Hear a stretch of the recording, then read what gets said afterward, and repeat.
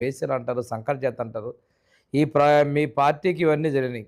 మీ మీడియాలో ఇట్లా ప్రోత్సహిస్తున్నారు. ఒకసారి ఫలితాన్ని అనుభవించారు. 11కు పరిమితం చేసి చీకట్లో తొక్కేస్తే నువ్వేమో ధర్నాలు పిలిపిస్తావు, పోయేమో దాంకుంటావు. ఈరోజేమో వీళ్ళ చేత నీ మీడియా ద్వారా మాట్లాడిస్తావు. పైపెచ్చు తప్పు చేసిన కంప్లైంట్ చేసి మహిళల ఆత్మగౌరవం కించపరుస్తూ మాట్లాడిన వ్యక్తుల్ని అరెస్ట్ చేస్తే వెనకేసుకొచ్చి మాట్లాడతావు.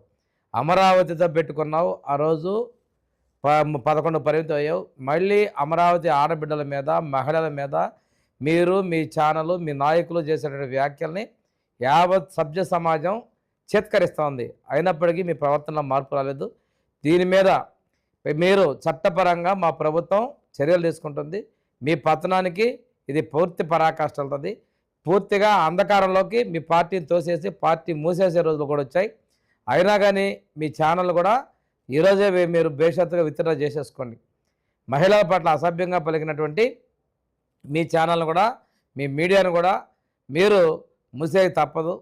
ఈ పరిస్థితుల్లో మహిళలందరూ, మీ ఇంట్లో కూడా మహిళలు ఉన్నారు, మీ పార్టీలో మహిళలు ఉన్నారు, వాళ్ళు కూడా దీన్ని చూసి, భాషను చూసి చేత్కరిస్తున్న విషయాన్ని కూడా గమనించుకోవాల్సిందిగా నేను హెచ్చరిస్తా ఉన్నా.